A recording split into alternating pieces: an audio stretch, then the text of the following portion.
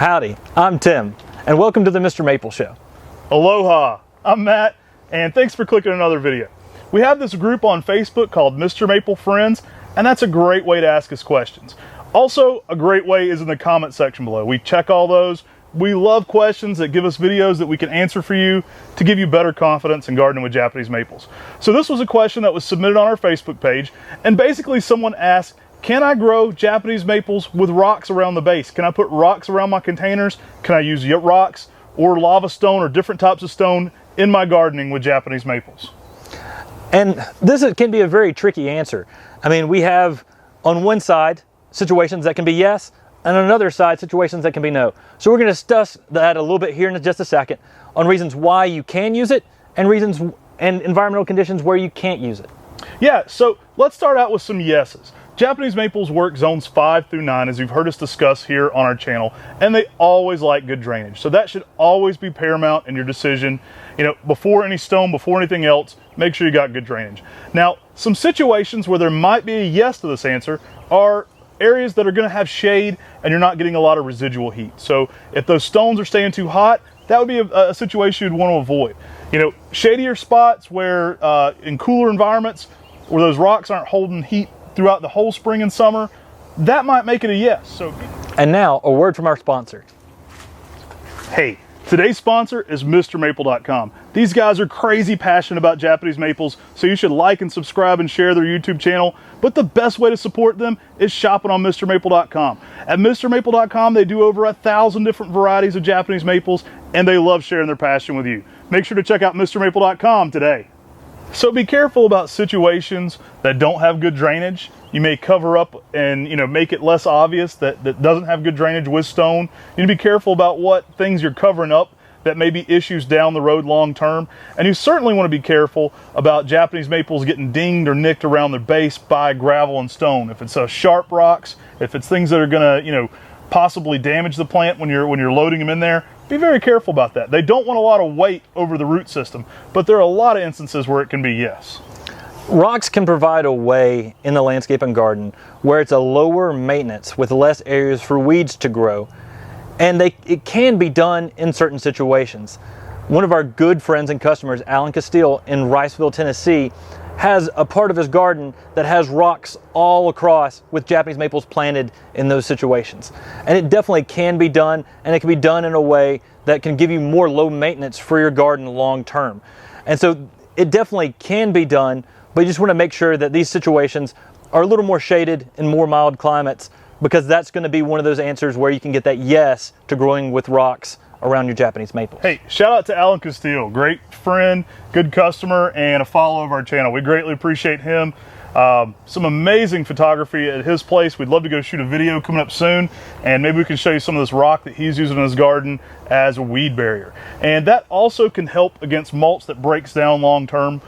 Certainly stone that's smaller can make a substitute for mulch that may decay over time, so you're not replacing it as often as you are something like a mulch or biological material that may break down. So there are some positives to it and why people would want to choose stone.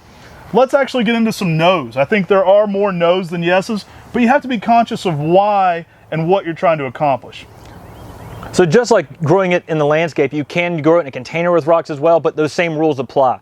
When you're starting to go towards more extreme climates or hotter situations or full sun situations, we're dealing with residual heat, right, Matt? Yeah, for sure. Now, we ship trees to people all over the United States. And so we often say be conscious, because people answer this in our group and they'll say definitely yes or definitely no. And their conditions may be different than the person they're talking to. So you have to think about everybody's settings aren't quite the same. Definitely wouldn't recommend stone around a Japanese maple in a high heat, full sun environment. Be conscious of the color of the stone. Often darker stones are going to hold more heat. They're going to hold more residual heat.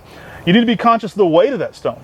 Too much heavy stone around a Japanese maple can hurt the roots. If it's going to be a heavy weight on top of that root collar, it can provide some issues long term for your Japanese maple's growth, just simply because of that weight, heat aside. So these are things to be very conscious of when gardening with some stone around your Japanese maple. The thing you have to be very careful about is the heat, though. Even in the winter months, in a colder zone, like zones 5 and 6, stone around your Japanese maple can give it a false spring. those river rocks or lava rocks could hold a lot of residual heat up, get those roots too active, which could in turn get the sap starting to move up in your tree and give it a false spring that it's getting, damaged by a late cold snap that naturally it would have been more prepared for if it didn't have all that heat around the roots. So in high heat situations and in cold situations, especially when you have sunlight hitting those rocks, creating that residual heat situation, I would definitely say a no. I mean, that's for me is going to be a no, because you can cause so many issues. We've talked about those residual heat situations. The other thing you need to be careful about is your size of your rocks. If you put a larger rock out there, it may actually make it so that your Japanese maple's roots underneath aren't getting water but in certain places. And so you may be causing an issue with the watering of that plant. So you need to make sure that your rocks are smaller in size if you are going to be doing this, so that you have water that's going around the full top of the plant, not just certain spots. I often think about bonsai when we're talking about this, and a lot of bonsai people are going to use a very thin gravel. It's almost like aquarium gravel. It's that very light, small stuff that's going to be very porous, and you're going to want that in the shade still. You're not going to want to grow a tree in a shallow root system or with stone on top of it in full sun. So be careful of that. Even with light, small gravel, too much sun can certainly cause that to dry out much quicker. You don't realize it, but stone is actually a natural water absorber. So, if you have a backyard that's muddy or something, people often put down stone because those stones are going to absorb more moisture in basements and things like that. And that's still going to apply to around your Japanese maple. Those stone are going to pull moisture away from the tree. So be careful with that. It can help with drainage, but it can also be a deterrent to the moisture in the ground. So especially what Tim's saying with a rock blocking it, I've seen people place a very large rock very close to their Japanese maple and then wonder why one part of the tree's having some dieback. And it may be that those roots just aren't getting saturated with water at any point. They're really struggling to get the nutrients they need. And you've also created a situation where the roots aren't getting much air and breathability. You've seen us talk about the volcano of death. Well, a very similar thing can occur with gravel and stone if you're creating that situation where it's just closing those roots off. And I hope this helps you understand the situation with growing rocks underneath Japanese maples. It's not always a yes, it's not always a no. You need to understand your environmental conditions and what's going to work in your garden. So really take some time and think about this and process this before you use stone around your Japanese maples. But like we said before, this can be something to be very beneficial, and you can use it in the right way. It can be something that's great in your landscape and garden. Yeah, and if you're rushing out there to answer somebody's question, be conscious that their zone might not necessarily be the same as yours. We're here in Western North Carolina, we're zone 6B. We get some cooler temperatures at night. What might work for us with stone around a Japanese maple might not work for somebody in Atlanta. I mean, that may be a very, very different condition for heat there. So just be conscious of where you're at.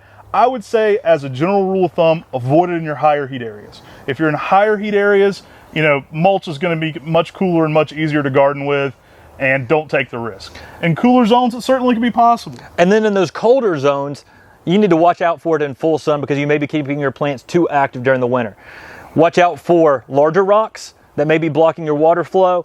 And this can be something that, if you're in a situation where it could be, yes, something where you have a low maintenance way to have your Japanese maples out there in your landscape and garden, a way you're not going to be out there having to weed as much, and a way that typically provides a decent amount of drainage. Yeah, one of our most popular trees in our display garden at Hillstone Arboretum at our Uncle Glenn's place is that giant Makawi Etsubusa. And it actually has some river rock around it. It's in a very shaded environment as it was getting established. I was actually taking out some of the oaks now, but it's an area that doesn't stay very hot. It does stay fairly cool back in that garden, and it kind of holds some residual, coolness from that forest around it, and it kind of helps those rocks stay a little cooler overall. So be conscious of what you're doing, and your conditions may change. If you take out some big trees and you had a tree that was getting some shade and it has a lot of big rocks around it, and then you take out some old oak trees or just some trees you didn't like in your landscape, that area may be now a lot hotter than it was originally with those stones. So be conscious of that as well.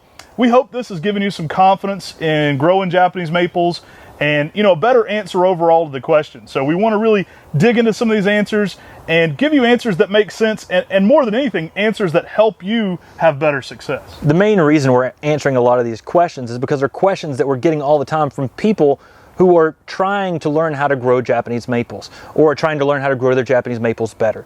So I really hope that by us answering some of these questions is giving you a little more resources that you can find out there on the web, through the Mr. Maples show that can help you garden with Japanese maples. Hey, whether you're a novelist or a very experienced gardener, we greatly appreciate you watching.